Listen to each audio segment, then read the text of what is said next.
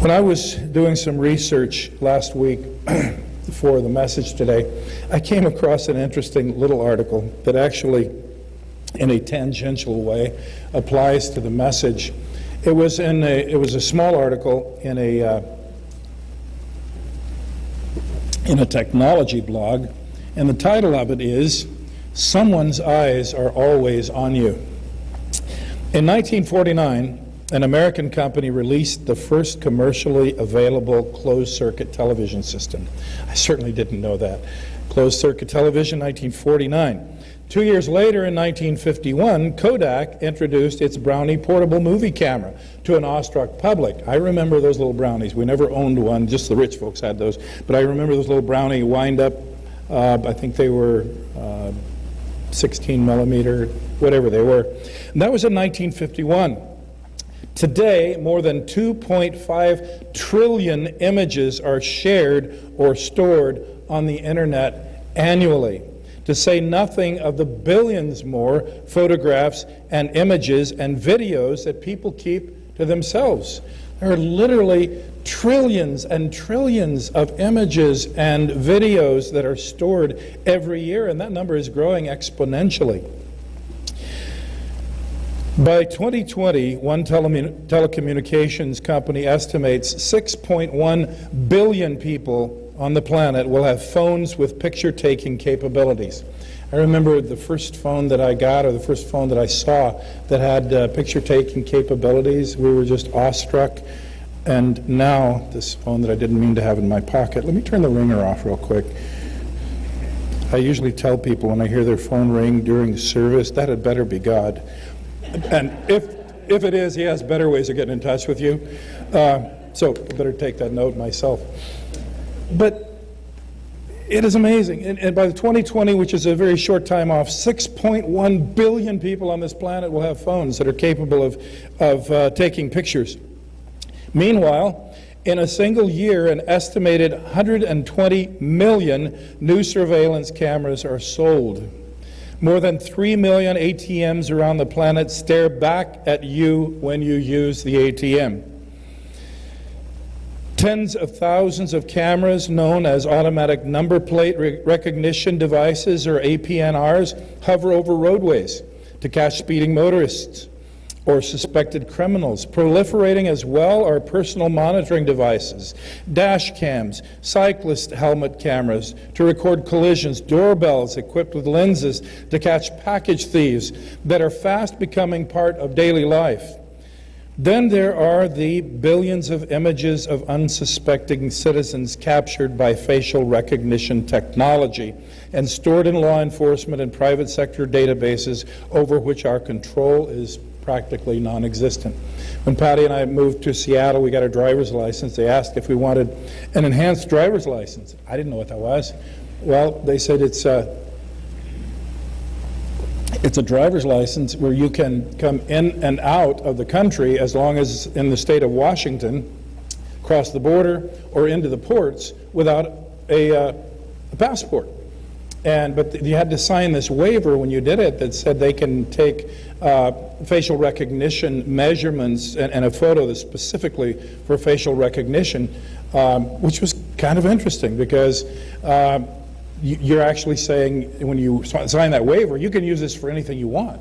Well, it wasn't long after that we were in the airport in British Columbia, in Victoria, I believe, and I realized as we walked through there, we're in a foreign country, and everybody knows who we are because our image is being captured thousands of times a minute as we walk through the airport.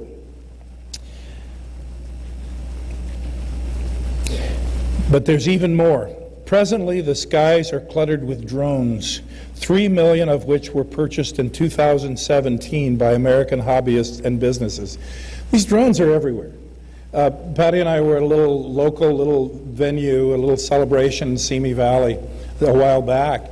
And as we were standing there enjoying the food vendors or whatever, I looked up and there are 2 drones flying over us, and they've got cameras on them. And I realized that, well, maybe it's a news service, I don't know what it is, but that whole area was being monitored by drones. And there are Tens, hundreds of millions of them in the friendly skies. I'm not trying to scare you. These are just facts. That figure doesn't include the fleet of unmanned aerial vehicles used by the U.S. government, nor does it include the many thousands of airborne spying devices employed by other countries, among them Russia, China, Iran, and North Korea. We are being watched from the heavens as well. More than 1,700 satellites monitor our planet.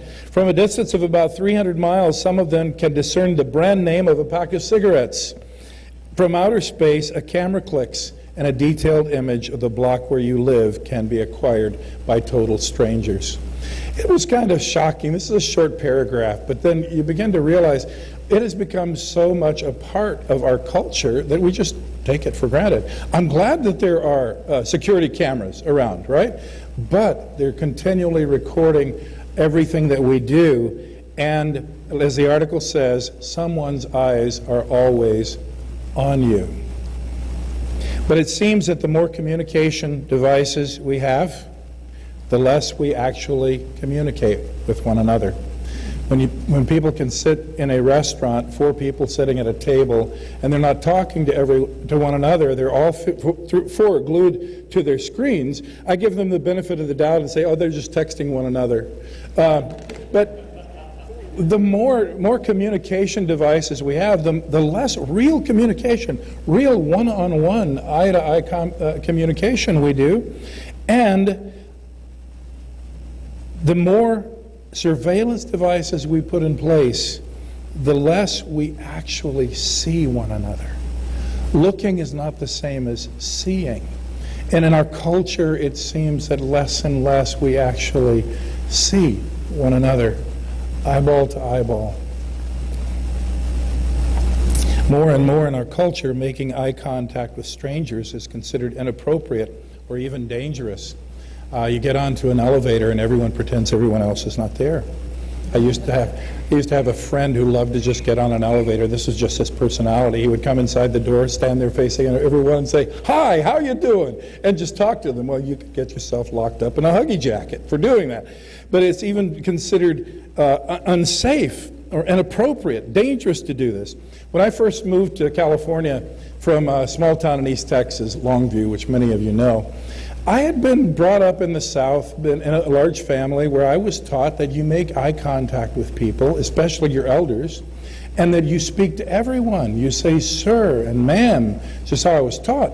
Well, I moved to California, moved in with my sister and brother-in-law here in California, and started going to college. And I would be out with my sister and brother-in-law, and I'd see people on the sidewalk on the street, and I would say, "Hello, ma'am, how are you?" and "Hello, sir," and my brother-in-law took me to the side and he goes, "You know, you're in California now. You can't do that. You know, people just aren't used to that." But it's a hard habit to break because it's what I was taught. My parents told me that any time an adult is speaking to me, that I make eye contact, that I look them in the eye, that I say, "Yes, sir," or "Yes, ma'am." But it seemed it was embarrassing my brother-in-law because it's just not right. Well, I'm still kind of that way, but I've also realized that you walk down the streets of Los Angeles, that maybe you want to be a little more circumspect. But still, in our harried and hurried world, we sometimes just don't see one another. We can come to church. I was busy the whole time before church when I got here because I wanted to play that video for you. But it takes the time. I'm looking at a screen and not looking at you, and unfortunately some people come over to say hello and I'm engaged, and I feel bad about that. So more and more I hope to just be more deliberate about seeing you and talking to you, because you are valuable and you deserve every bit of my time. And I hope that that's the way we see one another. But in our culture, individuals begin to feel that no one really sees them at all. Especially, that's one of the biggest problems with teenagers and kids in high school. And they just simply feel like nobody knows they're there, that nobody sees them. It is the need to be seen is especially apparent in children, isn't it? Kids are always saying, "Daddy, look at me. Mommy, look at me." Always wanting to be seen, right? You got to see what I'm doing. And it's human nature, but in children it is just exuberant. Kids wanting you to see them. And even when you're young adults like Patty and me, we just love to ski. But a good fall didn't count unless somebody saw it, right? Somebody has to see it. We want to know that somebody is seeing us and knowing what we are doing. Bill Tamayasu, he's a Christian author and journalist, actually a Pulitzer Prize-winning journalist, but he's also a devout Christian and an elder in his Presbyterian church. He once wrote in his book, The Gift of Meaning, you don't really understand human nature until you know why a child on a merry-go-round will wave at her parents every time around and why her parents will wave back every time. That's human nature. That's look at me, see me, see me. And kids and parents both are caught up in this, and it is a beautiful thing. From what I have read and observed personally, although this is true to some extent of all of us, it is especially true of women in our culture. Women get absorbed into roles in their lives and can easily begin to feel more and more invisible. Especially as we get older, we can feel that people look right past us or rush right past us without seeing us at all. And Patty and I have noticed this. I mean, neither one of us, are that old. Neither one of us have noticeably gray hair. But still, when we walk through malls, we often have to move out of the way, stand up against a wall when a group of young people or even not so young people come by. And Patty has even said a couple of times, what, am I invisible? Are we invisible? And as you get older, it's a phenomenon that one psychologist calls fading to gray. And she was not talking about our hair color. She was talking about what happens as we get older, and especially with women. It seems that the tendency is to feel that nobody knows you're there, that nobody sees you.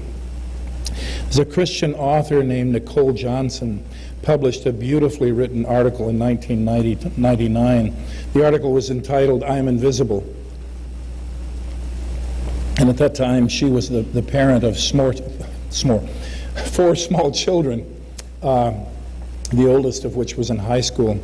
And she wrote this about her experience. I'll just read an excerpt of it. It all began to make sense. The blank stares, the lack of response, the way one of the kids will walk into the room while I'm on the phone and ask to be taken to the store. And inside I'm thinking, can't you see? I'm on the phone. Obviously not. No one can see if I'm on the phone or cooking or sweeping the floor or even standing on my head in the corner because no one seems to see me at all. I am invisible. Some days I'm only a pair of hands, nothing more. Can you fix this? Can you tie this? Can you open this? Some days I am not even a pair of hands. I am not even a human being. I feel like a clock. When someone says, what time is it? Or I feel like a satellite guide when one of the kids says, what number is the Disney Channel on? I am a car to order. Right around 5:30, please. I was certain that these hands were hands that once held books, and eyes that studied history, and the mind that graduated college. But now they had all disappeared into the peanut butter of life, never to be seen again. She's going, she's going, she's gone. And if any of you ladies have felt that way, I'm so sorry, but I know that it happens. As a matter of fact, I was the youngest of 9 kids, so I always just saw my mother as a mom. And when my dad died in January of '75, she was legally blind, totally dependent on him. So I began to go by every day after work and have coffee with her.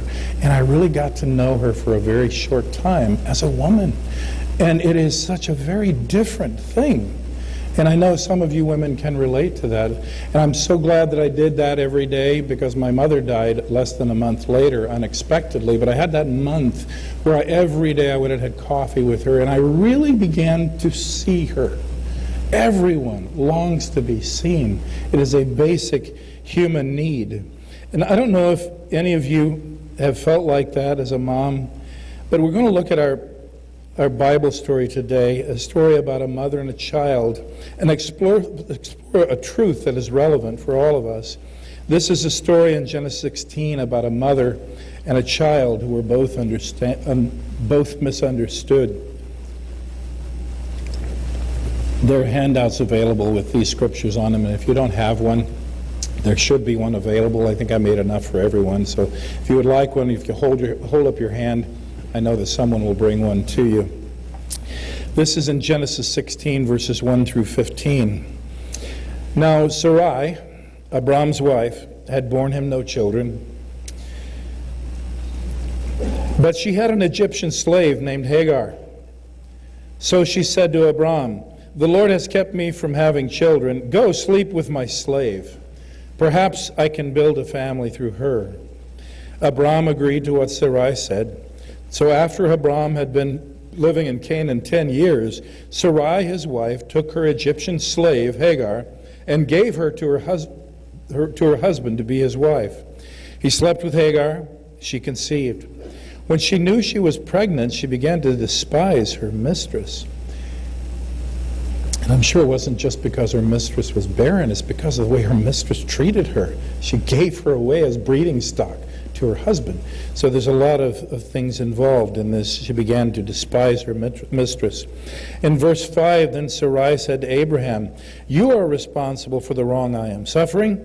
I put my slave in your arms, and now that she knows she is pregnant, she despises me. May the Lord judge between you and me. Your slave is in your hands," Abraham said. "Do with her whatever you think best." Then Sarai mistreated Hagar, as if she hadn't before. Then Sarai mistreated Hagar. So she fled from her. The angel of the Lord found Hagar near a spring in the desert. It was the spring that is beside the road to Shur. And he said, "Hagar, slave of Sarai, where have you come from and where are you going?" "I'm running away from my mistress, Sarai," she answered. Then the angel of the Lord told her, "Go back to your mistress and submit to her." The angel added, "And I will increase your descendants so much that they will be too numerous to count."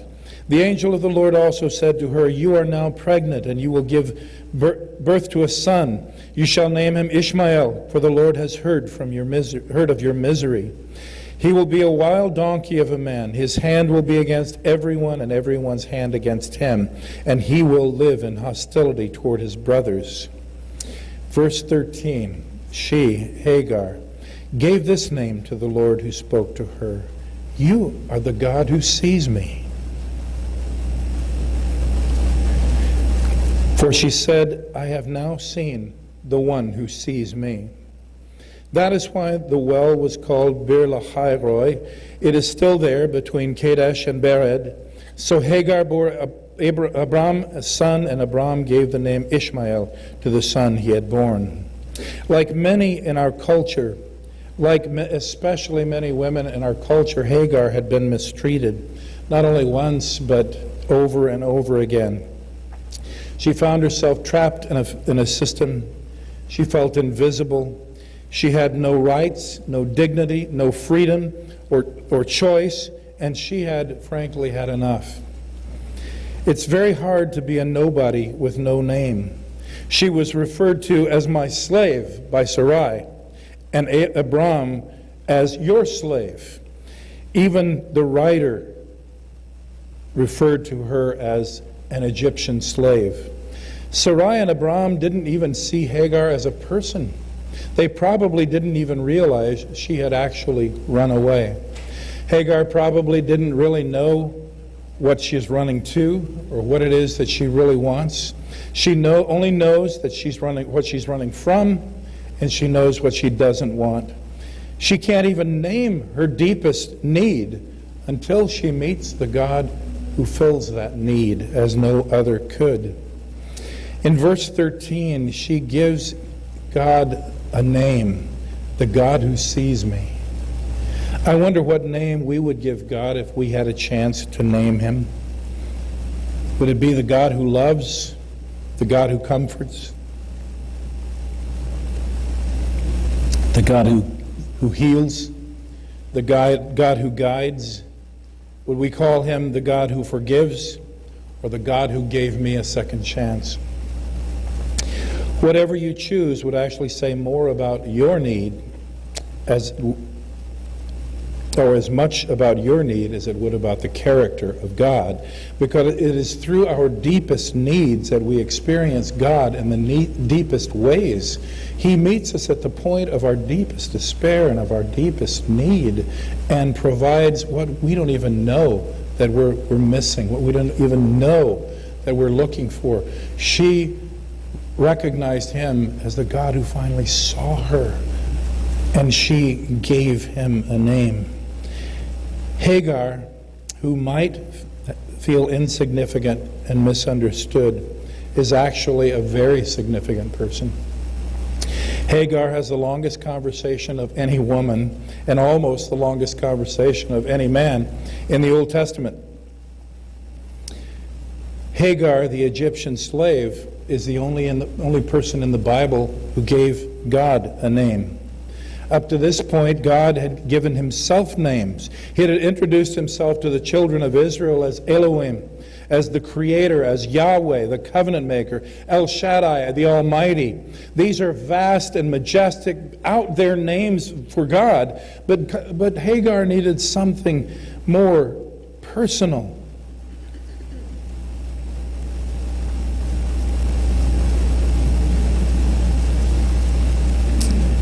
She needed something that was more intimate. I have seen the God who sees me, Hagar declares, and it obviously means everything to her. When I was a child, I was the youngest of 9 children born to my parents, born about 18 months apart. And by the time I was born, my parents were tired. My mother was 90% blind because she had collapsed while plowing the fields with a pair of mules when she was 7 months pregnant with my older brother, because my dad had fallen on a load of pulpwood and broken his back, and she had to do what she had to do. That's how she was blinded, so she was blind all my life. But not only could she not see me, but I really felt invisible when I was young. There are no pictures of me as a baby, maybe a good thing. There are no pictures of me as a child, because I was kind of invisible. My dad used to joke that they couldn't think of a name for me, so he said, I had to kill a dog to name you, son.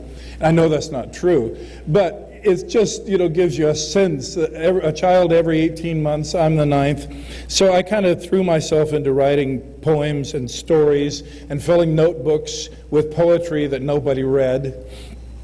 But that was how I found myself during my young years. And I used to have notebooks full of poetry that I wrote. The author Pearl S. Buck, who wrote the book The Good Earth, once said, I love people, I love my family, I love my children, but inside myself there is a place where I live all alone. And that is true of all of us. And it is into that deepest place that we invite the God who sees us and who sees us as a precious child. And we invite him into that place in our lives. It wasn't until I was 16 that I came to really know the importance of this God who sees me in a very profound way. I was working with my dad, and I think I've told you guys this story. My dad was a roofer. I was 16. I was the last boy left at home, and I worked with him every minute that I wasn't at school.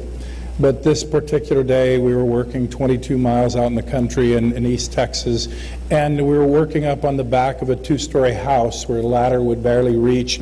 And I went around to the front, got up on the top on the toe boards because they're really steep pitch. My dad's up on the ladder, and I'm reaching shingles down and placing them, and he's nailing them from the ladder, and he slipped. The ladder fell, and I watched him fall 2 stories below me, nothing I could do. Heard him fall on his back, and it broke his back in 2 places. It ruptured a lung, and I just felt completely helpless. What could I do? Well, we got him in a car, believe it or not. He didn't even want to go to the hospital. And we took him into the county hospital in Longview. And I'm terrified. But we had no insurance. So we take him into this county hospital, and they didn't even take him into the emergency room. They put him on a gurney and laid him in a hallway with other people who were laying on gurneys in this hallway. He was getting sicker and sicker. He was getting delirious. He was having trouble breathing. He's throwing up. There's none of my older siblings there. My mom is just beside herself. She's blind. She's not assertive. And I can remember just trying to get a doctor or nurse to do something. Sorry. But I can remember feeling completely invisible. These busy people, they don't see me. They don't hear me. And I went into a bathroom there, and I can remember it so well because it was kind of a dirty tile floor. And I knelt down in that bathroom. And I pleaded with God. And I bargained with God. If you will just please heal my dad, I will dedicate and devote the rest of my life to you. And you know, I knew in that time that God not only heard me, but I knew he saw me. And in my heart of hearts, in my spirit, he validated me in a way I never had been before. And just like Hagar met the God who saw her, I met the God who sees me in the most personal way. And there have been so many times since then I get busy in my life, and then there's a time when I just so desperately need him, and every time he reminds me, son, I see you. Daughter, I see you. And it's not just, I hear you. I'm up here billions of miles away on the sides of the north. No, it's like Hagar felt his presence, and she says, you're the God who sees me. And he validates us, and he tells us that we're important. He tells us that we are the child, the son or daughter he always wanted. No matter how old or how young we are first of all his precious and beloved children. And he sees us. He sees you, eyeball to eyeball, in the deepest part of your soul, in the deepest part of your longing. He is the God who sees you. And for the first time, I really understood that passage in Matthew 6 where Jesus says, when you pray, go into your room, close the door, and pray to your Father who is unseen. Then your Father, who sees what is done in secret, will reward you. I understood that so clearly, better than I ever could have before, because I went into that dirty bathroom, I closed that door, and I knelt on my knees. And the God I couldn't see saw what I was doing in that secret place. And the reward was he healed my father and restored him. And the reward was that he blessed me with his peace and with his presence in ways that I had never known. So this passage just came alive in me at 16 when the God who sees me validated his presence with me. And this is the God who has known each one of us since before we were born and longs to be invited into deep relationship with us. As David acknowledged in Psalm 139, verses 15 and 16, he says, my frame was not hidden from you when I was made in this secret place, when I was woven together in the depths of the earth. Your eyes saw my unformed body. All the days ordained for me were written in your book before one of them came to be. And I just want to tell you, brother, sister, especially the sisters and mothers in Christ in the congregation today, that you are the daughter, the precious daughter he has always wanted. He knows you. He sees you, whatever you may be going through. And He wants you to know that in the deepest part of your being. And we can be so thankful that God, this God who sees us, isn't swayed by our outward appearance. Thank God for that, huh? But instead, He looks much, much deeper into the depth of our beings. He looks into our very hearts. As the Lord said to Samuel when he was reviewing all the sons of Jesse and thinking, well, this one is tall and handsome. I should anoint him. And God finally says, the Lord said to Samuel, do not consider his appearance or his height, for I have rejected him. The Lord does not look at the things people look at. And can't we just say, thank you, Lord, for that? He doesn't look at you the way people look at you. He looks on your heart. People look at the outward appearance, but the Lord looks at the heart. In 1991, Bette Midler wrote a Grammy Award-winning song, or she won a Grammy Award for the Song of the Year for a recording of a song from a distance. It was played over and over again in 1990 and 91. It was the most played song in the world that year because it was played all over the world. It coincided with the first Gulf War, which also helped to spread it around the world, because soldiers would listen to it and take it with them for encouragement. It struck a chord with people everywhere because the lyrics said, God is watching us, God is watching us, God is watching us from a distance. It was a powerful song, but I believe it missed the mark on a couple of points. First of all, God is not the God out there far away. In Jesus, He has come near to us. He has become Emmanuel, God with us, God one of us. And through the Holy Spirit, He has become God in us. Remember what Jesus told the disciples before He was offered up? He says, the world doesn't know the Holy Spirit, but you know Him, for He lives with you, but will be in you.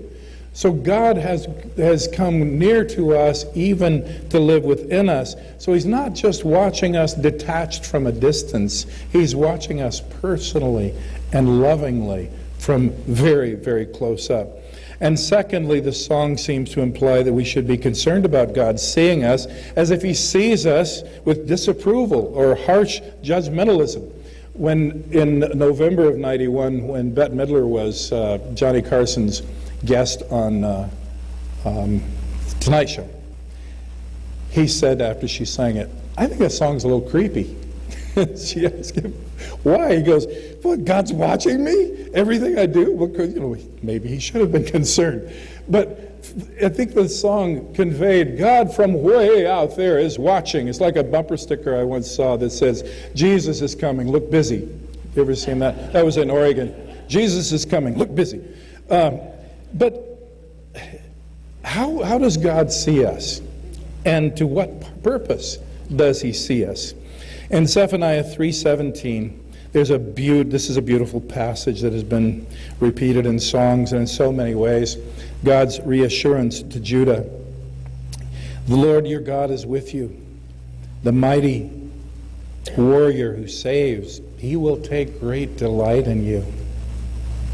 In His love, He will no longer rebuke you.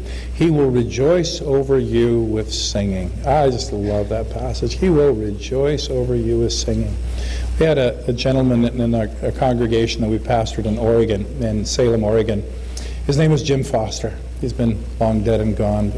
One of the purest souls. Every time I think of Jim, I think about what Jesus said, here is an Israelite in whom there is no guile. Jim Foster couldn't read or write. Never learned, never went to school. He lived up in the hills there outside of Salem, but the most gentle, loving man you will ever know. He had a van where he just repaired things. He was good with his hands, and he didn't have any teeth when I knew him, and reportedly he had pulled them all himself, but that's another whole different story. Jim was a wonderful man, and when he would talked to me, he was a very uncomplicated man, I would take what he said at face value. He goes, Pastor Wayne, I sing to God all day when I'm working, and he sings to me all night.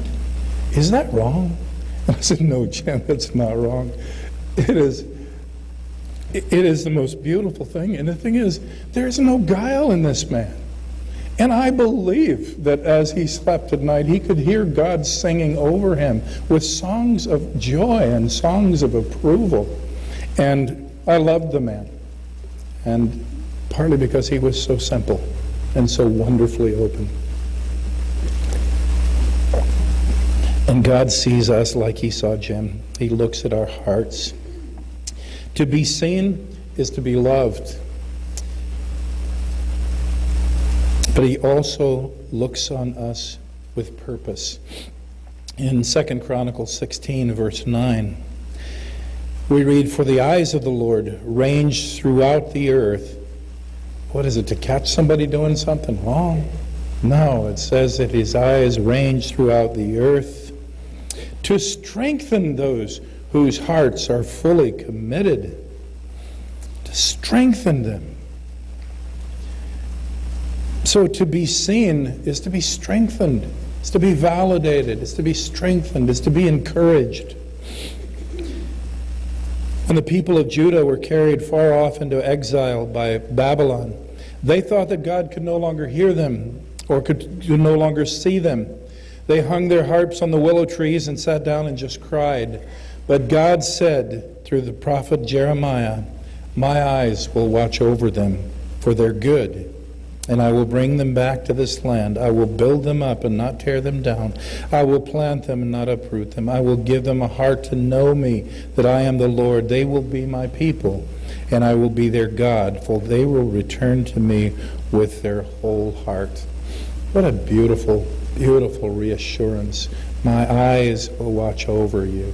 You know, we often think, or I often think, when someone says, I'm watching you, it's like, I'm watching you, right? We often think that's the way God is watching us. No, he's looking over us with eyes of love and compassion to strengthen us, to encourage us. And it's a good thing that he sees us. To be seen is to be significant, to be safe, to be strengthened, to be understood from our very hearts. I don't know if the thought of God seeing you makes you cringe or if it gives you courage. But for Hagar, it gave her courage. She did go back to live in the home of Abraham and Sarai, or Abram and Sarai. And we read, going to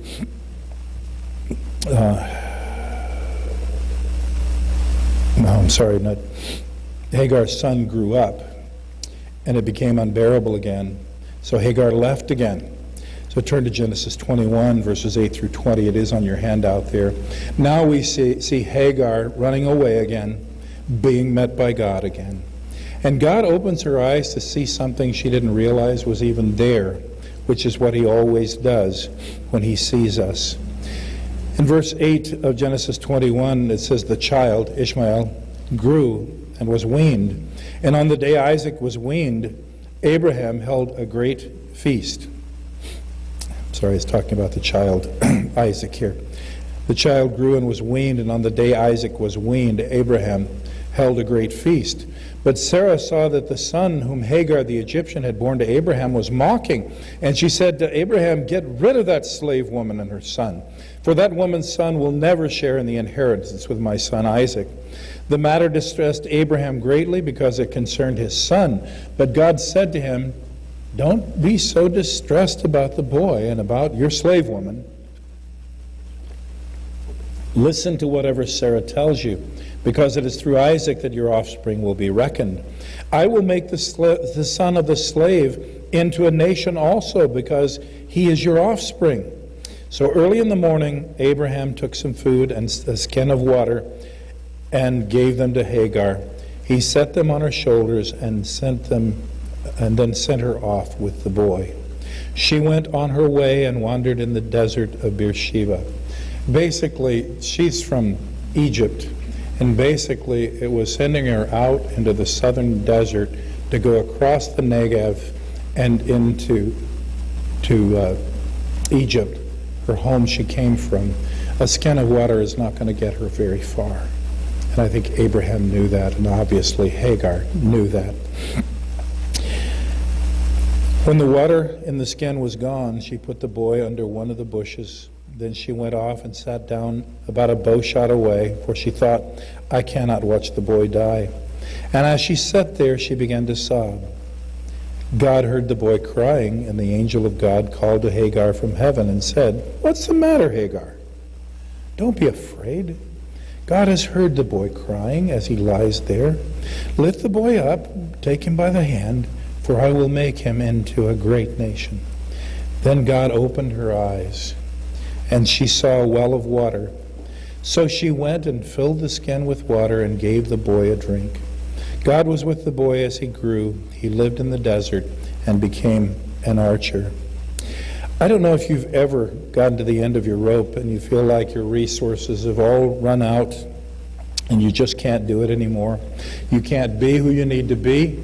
You can't provide what needs to be provided. But that's the situation that Hagar found herself in.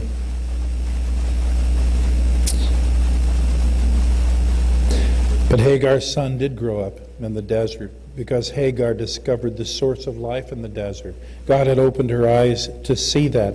God gave Hagar courage, and she discovered what it was to be strongly supported by God, the God who sees her and the God who hears her. One final very important point about the loving God who sees is the fact that he knows us by name and he loves each of us tenderly. I know that as we get older and as family members die off or as life happens, we have a tendency to feel so invisible that our name just doesn't seem to have the importance anymore. Much of my personal identity was wrapped up in my 3 older brothers. I'm the youngest of 4 boys, and I was so proud of them, and I loved them all. My big brother Floyd, who is 3 years older than me, he was bigger than life to a lot of people, but they're all dead and gone. And it's funny, as we go through life, we feel diminished, don't we? But the Lord who sees you knows your name. He knows you by name. He longs to look into your eyes and say, my daughter, my son, I love you. Your name is precious, whatever it is. This is illustrated beautifully in the Apostle John's account of Mary Magdalene in the garden tomb on Sunday morning. That Sunday morning that Jesus rose from the dead. Mary has come and seen the empty tomb, and she's run back and told the apostles, and Peter and John have come running with her and looked in and seen the empty tomb, and they've gone away and just left her there. And Mary stood weeping outside the tomb.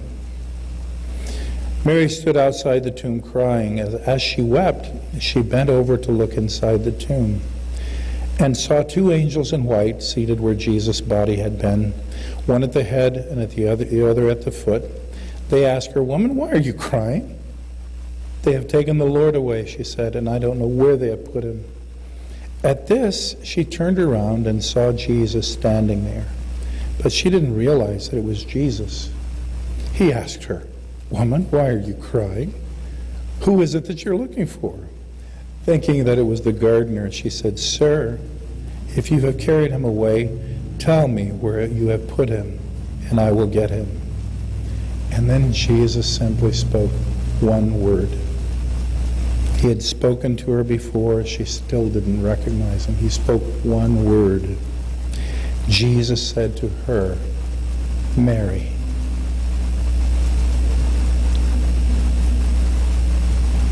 He spoke her name. And our name is the most important thing to us, isn't it? God knows your name. The God who sees you loves your name, whatever it is. And he calls you gently to recognize him. She turned toward him and cried out in Aramaic, Rabboni, which means teacher. When no one else knows, when it seems that no one else cares, when no one else sees, and no one else helps, just remember God sees you. God hears you. And God loves you. Not only does God see you, but on this Mother's Day, we want all of our sisters and mothers in the Lord to know that we see you, that we appreciate you, and that we love you. Happy Mother's Day.